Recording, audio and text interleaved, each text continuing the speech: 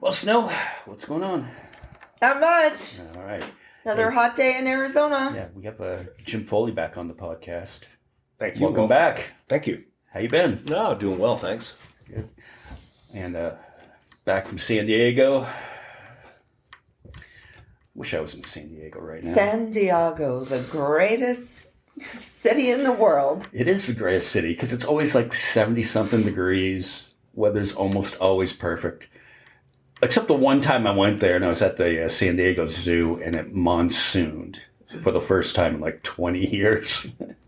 And they had to shut the park down. I love San Diego. I love Old Town San Diego. I love the gas lamp district. It's easy to get used to, but Oh you'll gosh. miss the wind and the heat though if you go. So you just Yeah. I would miss the feeling of like you're staying in a blow dryer 24/7. It's very tempting. Yeah. But the last time you had it on, and we had jokingly had called the podcast The Last Independence Day. And we were fairly confident that Trump wouldn't win again. Even though it was right after he got shot, right? It was About the same time frame, yeah. Yeah. I felt that he did not have much of a chance to win again. I was pretty convinced that we were done with him. Yeah. So, That the breakup was good and solid and over. yeah. Boy, you were wrong. I fell on my face on that one. He definitely got reelected, so here we are. Oh, God. Being from California, how do you feel about that whole situation out in L.A.? I mean, LA's got a sordid history with uprisings, protests, even riots in some cases. So, that's how people express themselves. And historically, it's usually been some good that has come from that. So, the power of the people, the we the people, stand up, have a sign, have your say. The message is good, I think, that we need to look out for our fellow residents and citizens. And on the other hand, how it's being handled, with the sending in the troops, especially active duty Marines. I've been kicking around America for 55 years now. This is new stuff. And as a veteran, somebody that can appreciate what it's like to be in uniform and what our skills are. And this is way outside of our lane. This is not what, soldiers and Marines and sailors do. We don't police. We're never trained how to do it. We're not, outfitted for it. So this is really, I think, it's more about politics than it is about policy. And it's definitely taken in the wrong direction. Right, it's just a pissing match between him and Newsom. Well, and he's setting the stage for what he is going to do across the nation. He's just beginning this process in L.A. This is an easy target. You're getting people mad, you get the reaction, and then you get to put in more force. So that was really kind of been the formula all along, was to cause some sort of violent situation, and then he can solve that, and then we need to have these protections in the long term to suppress that kind of stuff from happening again. That's really what this isn't by accident. He knows what he's doing. He's doing this on purpose. Yeah, didn't Kristi Noem basically spill what they're trying to liberate the socialist cities and whatnot? Yep. Whenever they roughed up Padilla. Yeah. Yeah. But could you imagine the backlash? Say if during COVID, when DeSantis said, well, hey, I'm going to open up the beaches. What if Biden had took the National Guard and said, no, keep those beaches closed? Oh, outrage. What if Biden had done that? I mean, tyranny, right? Yeah. Yeah. And not necessarily incorrect. So it's weird that people can see that in one direction and they can't see it in the other. Another example is how these people are not responding to police. They're not taking the commands of the police. They're being uncooperative. And I hear that is really the message that conservatives are saying to justify this. Well, where were you when Ashley Babbit broke through the police line and got herself shot. Right. I mean, they consider that a murder. She was told with a gun pointed at her face probably a dozen times, "Do not enter." Yeah. So, how do you see it one way and you can't see it the other? That's the weirdest thing of that conservatives manage to put themselves in this delusional state. And not to speak ill of the dead or anything, but the thing with Ashley Babbit, like I read up more on that, she got shot in the shoulder. The reason she probably died was because medical personnel couldn't get in there to do anything for her. The neck. Right. Like what? Yeah, and what happened. I knew who she was. I'd seen her around town. She lived in San Diego, and I saw her a few times where I live in Santee area. And she drove this big pickup, and she had all these weird MAGA stickers, and she wore a MAGA hat, red hat, and she would mad dog you. I mean, whenever you pulled up to a stoplight or something, she would look at you and just try to make eye contact with you, dare you to roll your eyes at her dumb hat or something. It was really weird. She was a really aggressive woman. But I ran into her 3 or 4 times around Santee, and she was memorable. When I saw the picture of her, like, oh, this woman was just shot. I'm like, man, I know who that is. So, That's oh crazy. my gosh. yeah. Well, I mean, it's also like, I forget who was making this point that, God forbid, an immigrant kills someone and it instantly becomes politicized. Mm-hmm. But when the politicians in Minnesota got shot last week, it's like, well, we can't jump the conclusions on why that happened. And the tragedy in this, really, those killings more than anything else, is the weird reaction by conservatives to spin that into, like, he was a Democrat killing Democrats. Even if that were true, why is this okay? It's like they justify that as like, we're good with it because Democrats are shooting Democrats. Well, first of all, the guy isn't a Democrat. He is a total Trumper. And it doesn't matter that he was ever had any political affiliation. This is a person shooting elected officials to try to affect politics. This is something that we don't typically do in our country in these modern days. But that spin is very telling about where these people's head is at, that they are okay with murders as long as you don't blame it on us. Why does it matter? I mean, why aren't they just taking credit for it? That's your guy. He's a super MAGA guy. He's an ultra anti-abortion Christian. Why don't they just own him and say, our guy's killing your guys? No, they don't. They want to make him into a Democrat, and it makes it okay. I think it's fucking sick. Yeah, and I guess it was Jon Stewart who was making the point when Jon Stewart said, I don't give a fuck why this guy did it. No. This shouldn't be happening.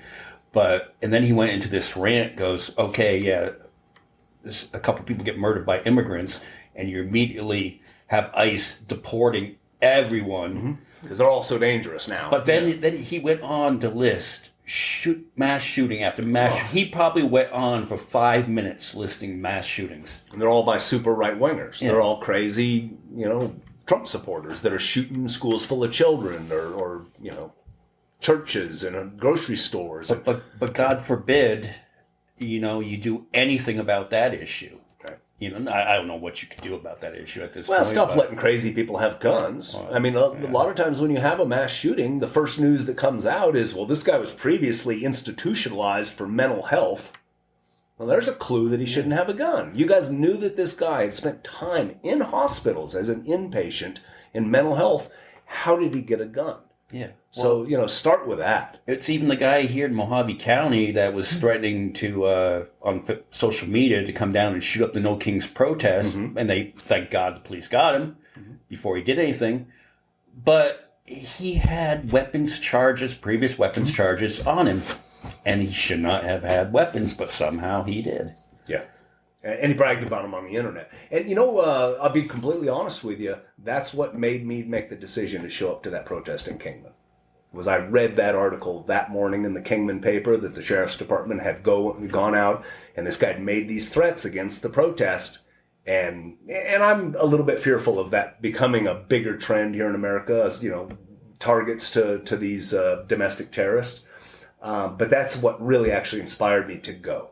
was that this guy was going to be out there making threats against the citizens of this community, and I'm going to go stand with the citizens of this community and not be afraid. Right. Me too. That's why I wanted to go even more. Yeah, like exactly. I already had That's what plans pushed me on over the going, edge. and I was like, well, I'm definitely fucking going now if some asshole's going to try to threaten us. You're not kidding. So I hope that news and then the pictures of how many people turned out, I think that matters. I think that is where we start turning this around, where we make a difference, is when we find our courage and we lean on one another. You see friends there and you're like, okay, I'm here among, peers and people that, care about the same things I care about. So I think that confidence building is critical to our recovery from this. And for context, people who listen who aren't from here, having 250 people show up for something like that was big. When it's almost 100 degrees out in June. It's massive. And the Trumpers are going to be driving around flipping you off and blowing diesel smoke on you. And everybody knew. Oh, yeah, they were coal rolling. Yeah. So, that was really neat to see that kind of turnout under these circumstances. My family's lived here in Kingman, Arizona, Mojave County since the 1940s, 1950s, my mother and father's family. And it's always been this way here. I remember going to the Democratic committee, registered Democrats go up in the Wallapies. And that was a real small group of people. Even back then in the 70s and the 80s when I was a child and my parents would do something like that. I mean, being a Democrat in this part of the country was, you're a minority. Yeah. So it's good to see that kind of turnout in a place like Kingman, Arizona. It speaks to what is actually happening in this country to get people involved, because we've been sidelined for a long time. We, the American people, have not really had to engage in this kind of like civic uprising and not in my lifetime. I mean, since the Vietnam War, everything's been pretty, taken care of. The civil rights movement was done in 1964. I mean, we had schools integrated in the 1950s and 60s. By the time I was born in the late 60s, all the messy stuff was behind us, I thought. Yeah. So we've gotten lazy as citizens, I think, but I'm seeing a lot of younger people and older people that fought this fight before are really coming back and putting their chest out. And I'm inspired by it. I really am. I think some real Americans are actually standing up in the face of this. That's the thing that I thought was like the most cool was like you'd see people driving by in their cars and they're like old white people and they're giving you thumbs up. I'm like, fuck yes. Honking their horns. I'm like, it's good to see that the old people are doing that, Some of the truckers.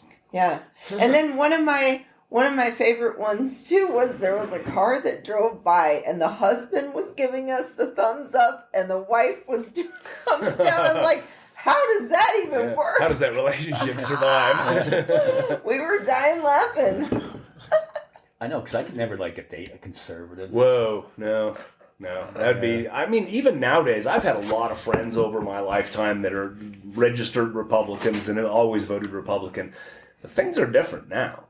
I mean, this is a, no survivors, everybody else has got to go and only white male alpha nationalists can live here anymore. I mean, how can you have a society that just doesn't accept anybody else? It's not going to work out. That may be utopia for some sort of Klansman, but it's not going to work. We've already seen it doesn't work. Look at Elon and Trump. They broke up. You can't have a society full of assholes like that. Yeah. They don't even get along with each other. Right. Yeah. They're going to eventually hate one another. Yeah. And they just don't know how to govern. There's, you're talking about people that are just impulsive and they're eccentric and, all the stuff that Elon Musk does. He doesn't think about things or calculate. He just has feels or whatever. It's he might be super wealthy and successful and stuff, but he's still a fucking idiot. He's weird. Yeah, I don't think either one of them is a smart person. I think Trump is a master manipulator. So I guess there is smarts in that. I mean, to none of it's of any use to anybody, right? People, yeah. It's only of use to himself. And Elon, he just has bought up other ideas that were already made. The thing I find most interesting about Elon in his involvement in Doge and his appointment by the president to be involved in that, I'm really wondering, did he believe what he was saying about the fraud? I mean, I know he's saying it. Tons and tons of media about how much he's going to go in and tear out and find, and all this fraud, waste, and abuse, and lazy workers, and corruption. And I mean, was he really convinced in his own mind that that's going on? Because maybe they believe it because they are also business owners and they do fraud in their businesses. I think it's maybe because of that. So it's they're why like, Trump's the same there's way. got to be Everybody's fraud a crook, like because I'm a crook. we are into fraud in our own businesses. Yeah, We're I'd be doing stealing. shit that's illegal. Why wouldn't you? Yeah. I think that might maybe be that's it. the psychological side of it, but I'm wondering what effect that had on not only him, but even the followers when he went in there and found nothing. I mean, there wasn't any fraud. The Social Security thing, all that. You would know somebody's name. If there was one person that was getting checks that they weren't supposed to, whether they're 150 years old. Why did they never tell us the names of the 300-year-old, the 300-year-old, the few people who were 150 still collecting? Why weren't there ever any names? That would have been a made-for-TV show. Them kicking in the front door and arresting that would have this been person amazing. That there was still someone out there doing this. Well, but that's not true. That's like if you found out there was a case of an undocumented immigrant voting, they would plaster that person. They would know. You would know who they are. Yeah. You would know their name. You would know Jose who they Fernandez. are. You would hear his name 20 times a day from everywhere. Yeah. Oh yeah, Jose Fernandez. You couldn't. He'd be the new Hunter Biden. Yeah. So that's the thing is what the guys that advance that story, that listen to this MAGA crap and then they repeat it on social media. Doesn't it resonate with you when it turns out it was all bunk?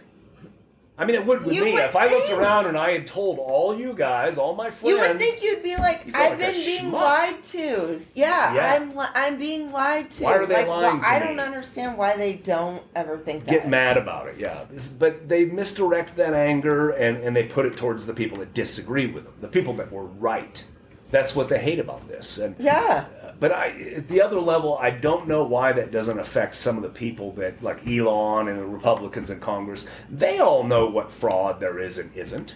Those members of the Senate and the Congress, they have oversight. They talk to the attorneys generals that prosecute these cases and the people that do the fraud investigations. It's not like they're oblivious to it. They're the ones that control the money. So all those members of the Republican Congress, they all knew that wasn't true. When Elon started down that path, what did they think? They were going to find trillions of dollars of debt? That would have been their fault, right? The ultimate mission was just to destroy the federal government. It was. And you know, I'm a byproduct of that. I took the deal. I retired early. I was probably going to work at least another 2 to 3 years just to meet the minimum age. Otherwise, I get penalized for retiring at an early age. Well, when they offered this deal to just get rid of all the federal employees, they waived that penalty. If you go now, we won't take anything out of your retirement, and you just get paid till the end of the year, and then you go into retirement. Well, I've worked for the Navy for 37 years. I've never even heard of something like this. It's a really good deal for somebody like me that was in that perfect profile to receive it. But it was a horrible idea because you got rid of a whole lot of people with a lot of knowledge. And it was really unscheduled, unplanned. You know, my boss didn't have those last 2 years to find my replacement and get him over here to mentor and all that stuff. They went cold. They just lost their most senior avionics engineering technician, and they got nobody now. So they're going to have to find somebody to replace me because I was gone next week. That's comforting, you know. Like, what and I was just one guy in one program. But there's a whole lot of guys like me that are at the top of their level and, you know, all decades of knowledge. Well, that just walked out the door. And you didn't plan for that. So it was a really bad deal for the Navy, for the Department of Defense to lose a lot of people in my kind of profile. But it's working for me. That's really breathtaking to hear, though. It's just like they're just thanks, Elon. Getting rid of people who have all this knowledge. Oh, that might not be a good idea. No. And once you lose it, it's not like you can even recall it. You know, if you give somebody like me a year off, I'm going to let that stuff go. All the stuff that's trapped in my head about helicopters and stuff, I'm not hanging on to that. And Like, I'm enjoying retired life, Yeah, don't buddy. ask me a question in another year because that stuff's hard to keep up with. It really is, especially the older I get. It changes, and so once you lose people, you can't just be like, that was a mistake. Let's bring them back. I'm not coming back. Whew. Good luck, right? Good luck, America. Well, I guess that doesn't make me feel really good going into this possible conflict with Iran. No, yeah. it kind of takes your. It It's really going to have an knocked impact the on wind. readiness. That's how we measure everything in the military's readiness. Is that weapon system, whether it be a gun or a helicopter or whatever, what's its readiness, availability to deploy, full mission capability? We use those kind of metrics. And if you take away the people that know all this high-level technical stuff that kind of oversee a program, well, you can't call on those people anymore. The guys that worked in the Hornets, the guys that worked in the Seahawks, and we were those people that they would call, or we would dispatch and go and fix something I spent the first 10 years of my civil service career, that's all I did. Is you broke down at sea, your helicopter doesn't work anymore, and you need it, you called my office, and I got an airplane and flew there the next day. Within 24 hours, I was on a plane. And I did that at least 100 times in the 10 years that I had that billet. And there were times that, everybody on the aircraft carrier had already tried to fix it, and they couldn't. And they had to fly in this specialist and to fix it. So when that specialist goes away and he's no longer on call, now what do? You're in the Persian Gulf, people are shooting at you, you shooting back, and that helicopter, that jet, that gun, whatever it is doesn't work. Who are you going to get to fix that now? Is all that expertise left? So it's going to be a major impact on where we're headed with the military. And here's something else people don't know. Unless you're really into this stuff, why would you know? Iran isn't Iraq. Iran is about 10 Iraqs. Right. Militarily. It is a whole different situation. So us getting involved in that, you're signing up to send your kids and your grandkids to war. That's what I'm saying. I'm like, how could you do this? There's nothing for us to gain. And if you're our generation, you grew up in this last 20, 25 years have been perpetual war the whole time. Mm-hmm. I know people that joined the military while we were at war after 2001, and they did their whole 20-year career and retired, and we were at war that whole time. That's never happened in military history before, in American history. Yeah. So this generation of not only soldiers, but even just civilians, that war has been going on so long. What do you think is going to happen when we get into another one? People are just broken from this. We're tired of it. And the Project 2025 wants to reinstate the draft. You're going to have to. Yeah. Yeah. Not only just to support those kind of military operations, but it's also to support their rounding up the Mexicans and stuff. This whole deportation thing. Who's going to do that work? The military already has jobs. The sailors and soldiers are like at their barest minimum. And it's not because anything's going wrong in the military. It's how it always is. You work 12 hours a day, 6 days a week. It's exhausting. It's not like you have anything left. It's not like, I got time to go out and round up Mexicans or be a prison guard or something. You fix helicopters or whatever. You got a full-time job. So who are the people that they're going to pull out and put in those jobs to round up and deport the Mexicans? It's going to be your kids. Drafted. I don't know if you know this. I'm a member of the draft board. I've been on the selective service board for the district where I live in California for 20 years now. I joined in 2005. And I did so because during the Iraq War and Afghanistan War, I thought, man, this is going to go on for a long time. We might need to start pulling people. I found myself to be kind of a credible guy to help make those decisions. So I went down and volunteered. I went through training, all that stuff. So I go to annual training every year on drafting people and determining, if you get waived for being I can't say the word right now. Conscientious objector, excuse me. Yes, I thought that's what you meant. And that's really the only thing that a draft board does determine. Health, doctors do health stuff and all. But if you're somebody that says, hey, look, I'm a really religious guy, I could never hurt anybody, your petition, or even maybe you personally, come in front of the draft board. How many people are even in the health range to qualify? Like, would they lower the standards for? I don't know. There's so many people in the United States. That, we've got a tremendous pool to pull from. Only at any given time, there's only like 6 or 7% of the entire population that are veterans or active duty. So all the people that are alive that served only make up like 7% of our entire population. So you have 93% of the population, and you filter out the old people and the really young people, you got a big pool of eligible people. And we don't even use women. Women are excluded, so. Would they ever worry about people who were saying they didn't want to be there and they still forced them to, and them not being loyal then? No, I don't think there's a real history of that. It's a real objective process. I learned a lot by going through the training and being on the board, that it's a much more robust system than you would think. And because being somebody that was in the military, we tend to think, well, everybody should serve in the military. It worked out for me, so it's the right medicine for everybody. That's not true. As somebody that served in the military, there's a lot of people that shouldn't be in the military. Right. They wouldn't hack it. It's not for them. So I think that the process would determine that. And they have alternatives too. Like, I can't shoot a gun and kill people. But you can work in that warehouse, right? You could drive a forklift and move these materials. Or you could be clergy in the military. We have that too. So there's a lot of times it's not just like, you just get out of service. No, you just get something that complements your conscientious objective, status. But you still serve. Okay. Yeah. Okay. Yeah.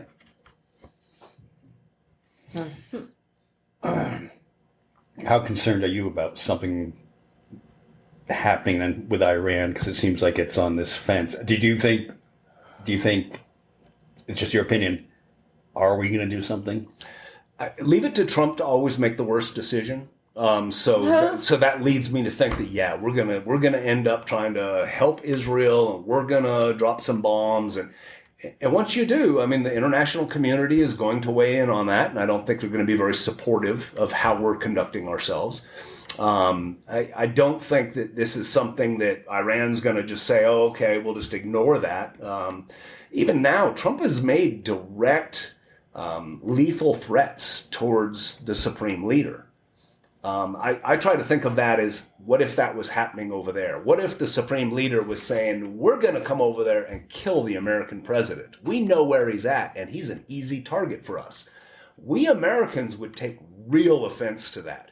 And we would probably even understand if our president took that threat serious enough to return the favor and go over and blow that son of a bitch up.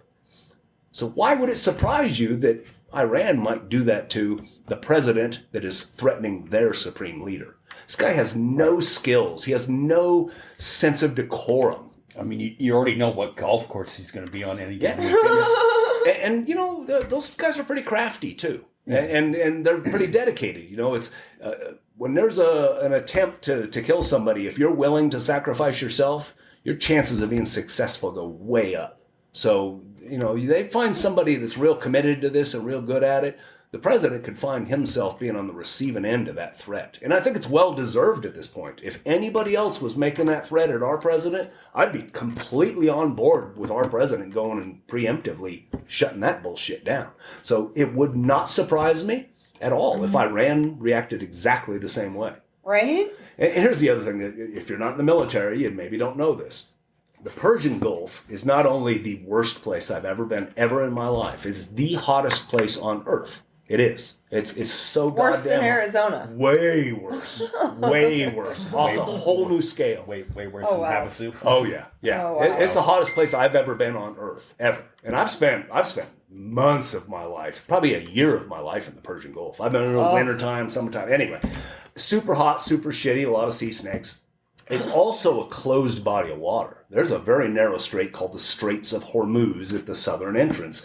And you look to the left and you see Oman, and you look to the right and you see Iran, and you got patrol boats pointing guns at you and all kinds of stuff every time you go through. And I've gone through there a lot. Wow. So it's so narrow that you can see land on both sides just standing on the ship.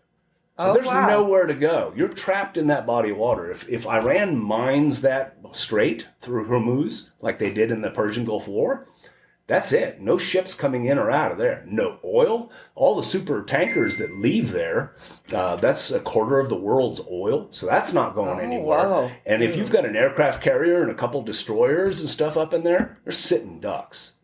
There's nothing that could stop those things from being sunk. I mean, we got a badass military and stuff, but if you're in a closed body of water and they got 1,000 missiles pointed at you, there's no chance of survival. So he's gonna end up putting an aircraft carrier with 6,000 men on it in the bottom of the sea if he keeps running his fucking mouth. This is way more serious. And I know a lot of people on the aircraft carriers. A lot of those people are my friends. So this is serious stuff. Yeah, and those missiles, I was watching the videos of them coming into Tel Aviv. Mm-hmm. Those missiles are no joke. Yeah. And that's the most developed anti-missile system on Earth is the Iron Dome. It's over Israel there. So and I've been there. I've seen the facility, the houses and stuff. That is a real, and we paid for that. Us American citizens, that was our money. We gave that to Israel. And it was like, I don't know, $25 billion. So we've invested a lot in their safety and stuff, but there's only so much you can do. And that's, like I said, that is the most advanced defense on Earth. So, if you're somewhere else, you're a ship in there, you've got some defenses, but nothing for the amount of hardware. Jets, they send everything they got at you. You will lose that. So, yeah, and there's no way, even if you survive the attack, you still can't even limp away out of the straits. There's mines and stuff. So, we're in real trouble with this fool in charge here. And hopefully what will happen is maybe it'll motivate some people at the Pentagon to just be like, hey, this guy's going to get us all killed. He's going to get us in another long war that we didn't sign up for. Yep. This is Israel's, fight. But then you have Pete Hegseth. That's just going to... Yeah, I mean, a drunken fool that knows nothing. So, I mean, if you're texting stuff like he was and putting out war plans on Signal, I mean, that showed us he's got no business in this. You're trying to impress your wife? Give me a fucking break, man. I mean, my wife and I have each held a secret or above clearances for 3 decades, each of us. And you know what? In all that time, we've never talked about that stuff amongst us. She does stuff. She retired out of special warfare with the SEAL teams, and she does a lot of stuff now with IGs and stuff for inspecting places for the Navy and stuff. She's kind of a big deal. And I did, of course, avionics engineering. A lot of that shit's all secret, and mission stuff's all secret. And we just never talked about it. There wasn't even a bit of curiosity between the two of us to even share notes or anything on the stuff we knew that other people didn't. It's an attitude. And if you don't have that attitude, which Pete Hegseth obviously doesn't, I mean, what are you doing trying to impress people with the shit you know? I mean, I could tell you guys some stuff and maybe you'd be amazed or intrigued or maybe think I'm full of shit, but I wouldn't get nothing out of it. Why are you doing that? Well, I mean, and then you had the president doing the same thing at Mar-a-Lago. He had secret plans and stuff like that. Hey, look what I've got here. Yeah. I don't think he understands the gravity of it. He's always been role-playing, cosplaying his whole life. He's just imagines himself. That's why the playing cards with him as a cowboy and an astronaut. And I mean, that's how he thinks. And you can just play dress up and you can be one of these people. And also that's why when you hear him speak about military people, he always talks about us, whoever that imaginary person is, as very, very subservient and just in awe of him. Sir, I've got to say, sir, with tears streaming down his face. Mm-hmm. Sir, you're the most beautiful man I've ever seen, sir. We don't talk that way. Okay, that's a boot camp thing for the Marines, and nobody else talks that way. And so he really has that where he imagines himself so masculine that these real men, these tough guys, these dudes that are hardened through combat, that they're just in awe of him and follow and fawn over him. And that's a real non-subtle, I'm a super narcissist. That screams that he's got those problems. But then he goes to Fort Bragg and he handpicks an audience behind him that are cheering, really booing Gavin Newsom, booing Biden, military, and that pissed me off. And that pissed me off enough that I emailed the Army on that one. I'm like, hey, does the Army represent me, or does it just represent the people that voted for the commander in I'm chief? sure the Army wasn't real happy about that either. The high levels of that, and that's what I'm hoping that somebody at the Pentagon's going to go, "Hey, time out! This is crazy. You cannot have the military being drug into politics." And the reason this is such a bad thing is you, as a citizen, should be able to look at any soldier in the airport or a sailor or an airman and just be like, "Oh, he's one of our heroes. Thank you for your service." You should feel that way. And he's changing that. He's making it to where, like, oh, there's one of the fucking Gestapos that's in my neighborhood. And that's what's happening with this thing in LA. That's what that trust, that bond between our citizens and our active duty, that's what he's breaking. And it's a really bad thing to do, because you need to have full faith and trust that your military is always on your side. They're not in your neighborhood picking people up and wearing masks and bullshit like that. Well, I've heard the morale is really low. It is, and that isn't really necessarily new. We've been riding these guys really hard for a long time. 2-3 decades of war now. The economy's doing really good. Those are the times where our recruitment sucks. There's a lot of jobs out there, and you're not going to join the military. So, we have to compete against the economy too. So there's been a lot of, decline in morale. We're always at war. Deployments got much longer. When I was active duty, I made 3 long cruises. A long cruise is usually 6 months, 180 days. You go out on a ship and you go to Europe or Asia and you come back after 6 months. Well, nobody does that shit under 8 or 10 months now. That's a lot more time. I mean, you're talking about another 40-50% added on to your cruise. So the rotation, places aren't as safe in the world. We used to pull into all these neat places. You can get drunk and do sailor stuff. Well, nowadays, that's a dangerous port. We're not liked or respected or wanted around the world like we used to. Now you pull into a place and there's terrorists there. So you got to stay on the ship or in what we call the sandbox, just drinking beer next to the ship. And so you may go, months without seeing land. And when you finally do, it sucks. You can't go anywhere. The port's just crap. So the military has got less fun for young people. And it's a much harder job now. It's a lot less forgiving. The pay is better. That's gotten a lot better over the years. But the rest of it is just not as... We used to have a lot of fun. There used to be a lot of camaraderie, but the social things that have changed the military, even gender mix. I mean, when I was active duty, there wasn't a single woman at sea. Not one. I mean, we just didn't play that. And I'll tell you what, it was pretty fun. You get, 250 of your best buds together on a warship and you just fuck around, and you get the job done, but you have fun and everybody likes each other for the most part. Well, once we introduced women, now me and Mike here, we're both hot for Sarah. So we're not friends anymore. It wasn't anything that Sarah did other than just being the person that showed up with boobs. And we're like, she's mine. No, she's mine. So I noticed that right away when we transitioned and we actually brought women to sea. Some of them did a great job and all that. But boy, unless you like about 4 or 5 guys chasing your ass around the ship all day, man. I told my girls the same thing. Both mom and dad are lifer Navy. Neither one of my girls served in the military. Oh, wow. I'm like, if you just want to spend your whole day trying to keep dicks out of you, that's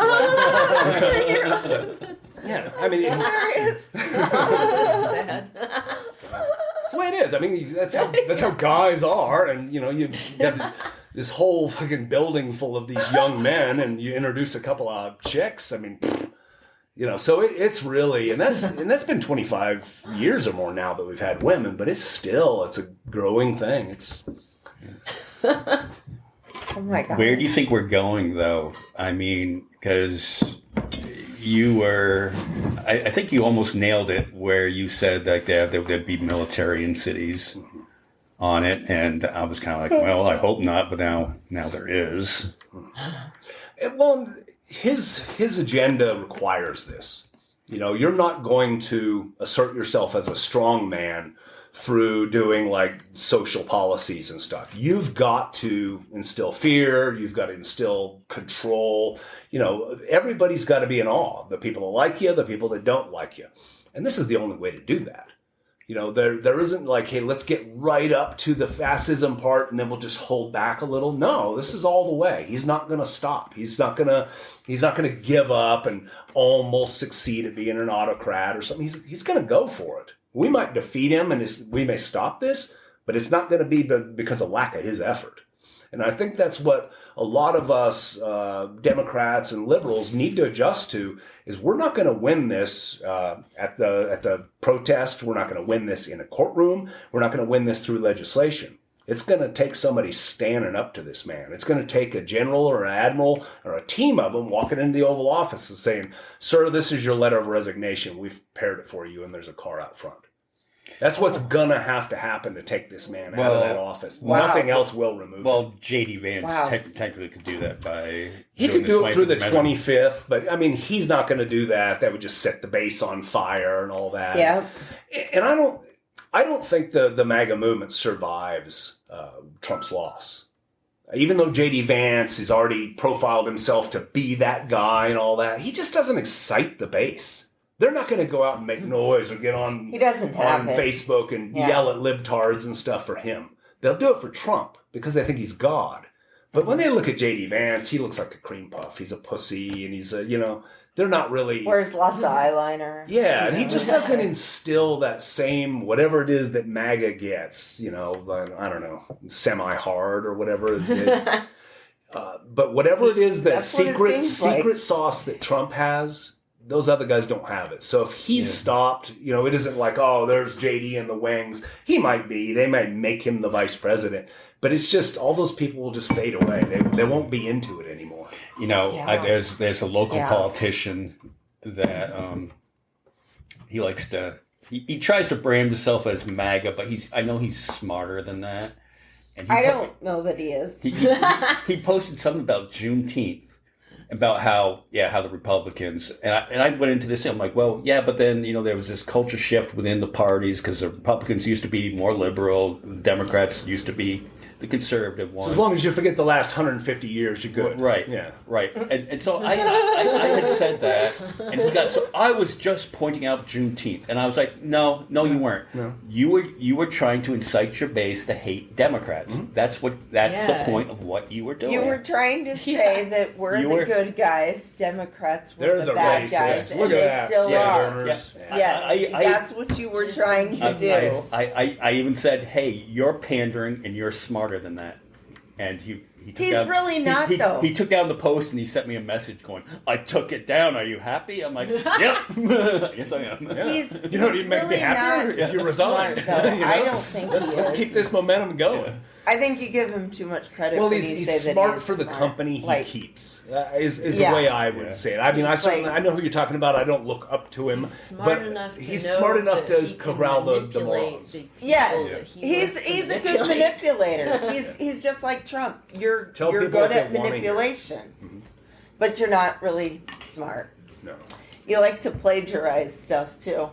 So. Well, and you're using these cliches and canned statements, and that's typically what all of the Republican messaging is.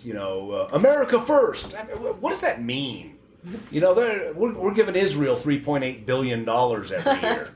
They all have universal health care and free college, and you paid for it. And you think we're first? And you don't have any health care. Yeah. I mean, that doesn't sound like America first. And I'm not picking on Israel like we shouldn't do that or whatever. I'm just saying the mixed messaging or the conflict in... They used the same messaging to talk shit on Biden with the Ukraine, like, oh, he's giving all this money to Ukraine. Yeah. It's like, well, we want to keep our friends close. and something that, I got to experience it firsthand, what people don't understand about soft power is when we pull in anywhere in the world in one of these destroyers or cruisers or aircraft carriers, and you pull right up to a port in a city, and the city receives you. There's an agreement that, okay, you guys are going to pull a ship in here, a warship with missiles and planes and all these crazy sailors, and you're going to let them loose on our town. So there's a relationship there. And a lot of that relationship is the money we provide for them in the form of USAID and all that kind of stuff, and our partnerships. And, well, when you get rid of that, those people don't want you there. They didn't Right. like you to begin with, but at least you were bringing money and you were bringing something to their economy. But now you just got this loud orange clown insulting them all the time. There's countries telling Navy ships, hey, you know, we're full. Why don't you guys go somewhere else? So what's going to happen to that relationship? And not talking just about sailors' liberty. I'm talking about the relationship we have with those countries. That's gone. And where are we going to pull in? The world dominance that we have is in large part because of the U.S. Navy. We do the real work of our Department of Defense because we can. We have a vehicle that'll take us there. Nobody else has that. If you're flying in the Air Force, you can take a bomber there and you got to turn around and come back. You can't stay in the air for more than like 24 hours, period, even if you want to. So we, the Navy, are the ones that are always there. We're deployed to all these seas. We're the first to respond to anything. I mean, go back to pre-Vietnam. The Navy's always the first. Well, how do we stay out there if we can't even pull in and get gas and groceries? Because that's our dependence on these countries, that's the logistics. We don't just like ship all this shit from America over to the middle of the ocean. Right. We pull into Italy and we pick up groceries and all kinds of stuff. Toilet paper. I mean, where the fuck do you think this stuff comes from? Well, that was like in the Gulf War, France wouldn't let us fly over their airspace to get to where we need to go. We had to go around. And he's pretty much broken all that. I mean, and he wanted to. He went into it. He campaigned on like fuck Europe and NATO and playing chummy with Putin. But he's really gonna hamstring America's really our power as a military is all this trust and all this network of logistics that we had. Everybody's gonna say, "Oh, you want it out? You're out." Now we got all these fucking ships. What are we gonna do with them? Can't feed the crew, can't put gas in the things. How are we going to do this? So he's really done a lot more damage than people are aware of. You know, when it comes to the morale and stuff, it goes deeper. So the big question, do we have an election next year? I think he's going to do everything to make that not happen. Obviously, states run their own individual elections. Everybody's got their own ballots, and it's one of the safeguards that our democracy has, really, to keep it from being easily corrupted. Where everybody's on a different page. How does somebody on a large scale manipulate that? But I think it's going to be done through just an edict. It's just going to be, we're holding the election because of this crisis, and we're at war, and I'm, instilling martial law. I think he is going to come out and do that. I don't see, if he doesn't stop the Congress from being turned over, he's gonna be impeached. If the House turns Democratic, the first day of the first session of that Congress will be an impeachment hearing, and he will be impeached a third time.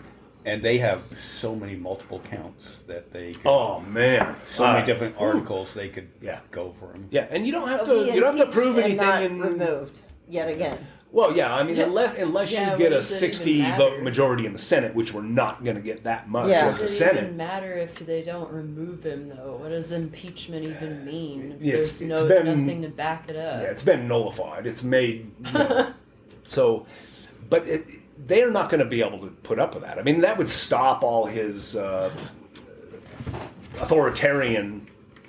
delivery without the Congress just sitting there and being complacent. That's what's enabling him to do this. Because any one of those Republicans, congressmen, was like, hold on a minute, I got some questions. That would derail all this crazy shit he's doing. But not one of them, not one is stepping forward. Because they know they're going to die if they do. Every single time. I mean, there were a few of them that were holding off to not vote on a couple of his cabinet members.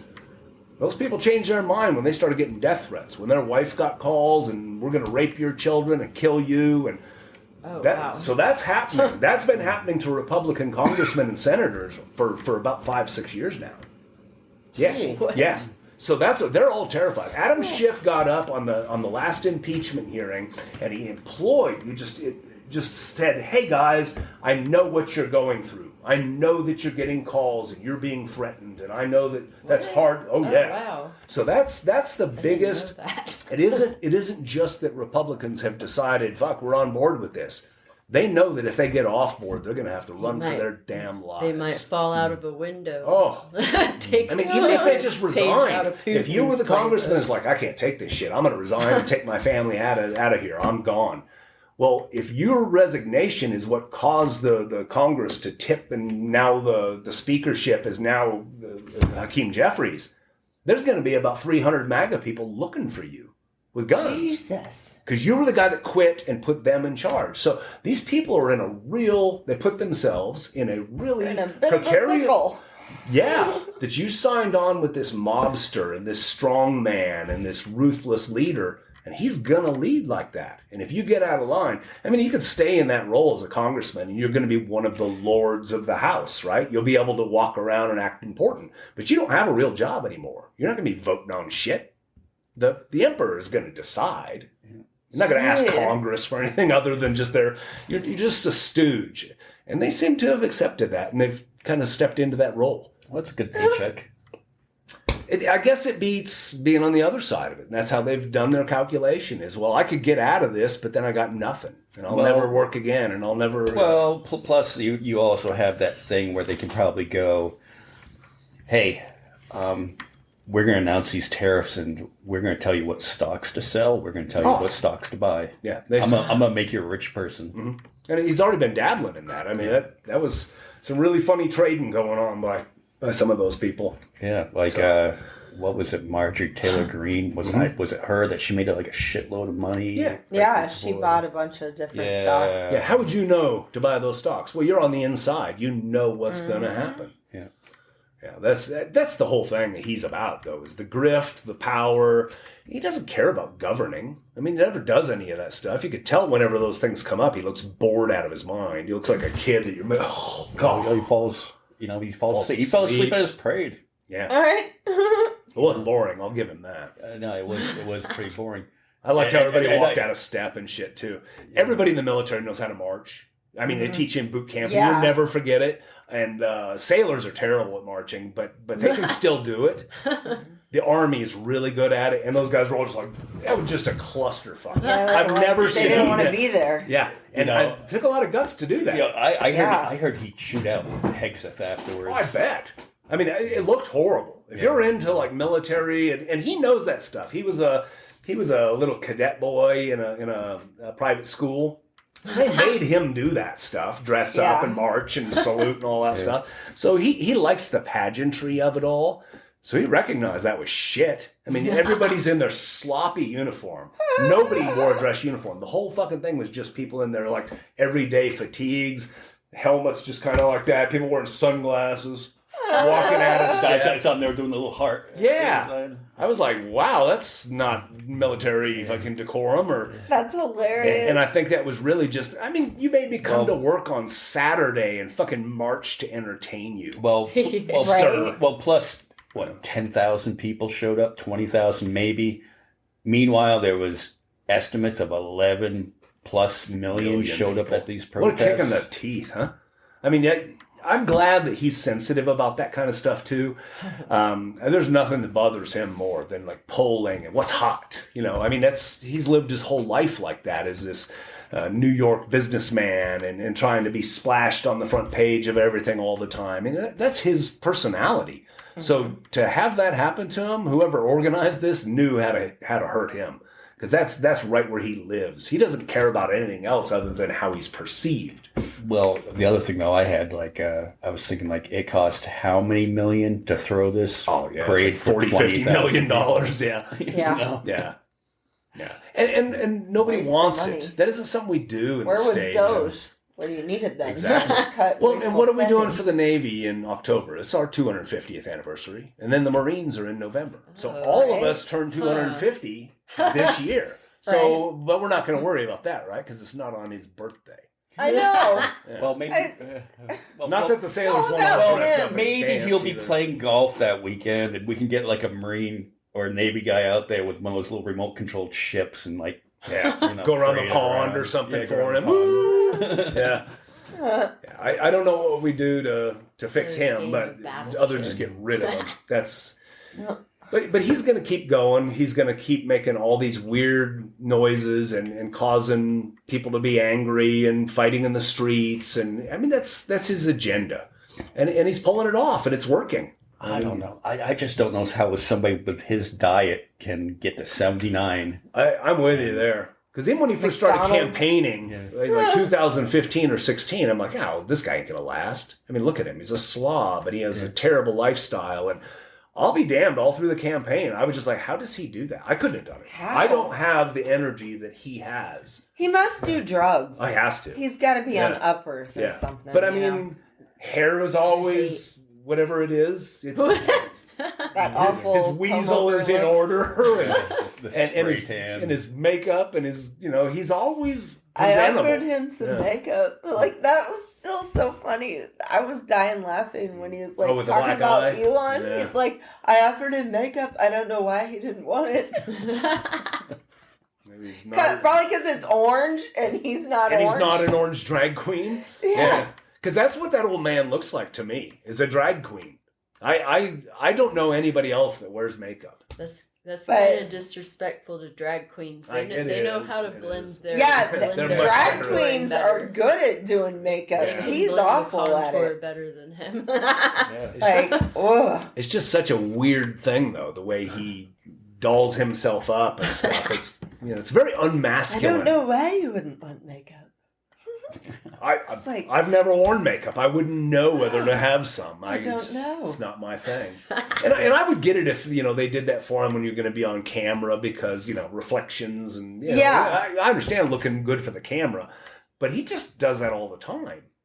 Yeah. Even when he wasn't on And it camera. doesn't I look think good. he probably does it Doesn't. himself because, he never, his makeup always looks like shit. So Yeah.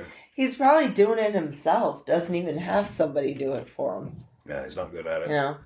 Because it's always really white around the eyes. Like it's like you Or- can't get in there with a brush or Doesn't something. know how to contour. Or Melania does it and she just does it on purpose. Yeah, to make Yeah, it look to like make a him look clown. stupid. She sure doesn't have much to do with him. She makes only one or two appearances at like some event that you can tell that she wants to go to. But other than that, man, I don't think she's living at the White House. Yeah. Probably And not. you know what's weird? Can you imagine that happening in the Obamas or the Bidens or anybody else where like, oh, it sounds like Jill Biden just moved out. They would never talk about anything else. I know. But they don't care that Alani. Well, They don't care that she was I called her a Alania. high-priced whore, that he met on his third try for a wife, and they don't care about any of the moral shit. No. The They don't. very telling thing that says everything about him is he doesn't have a dog. Yeah. Yeah.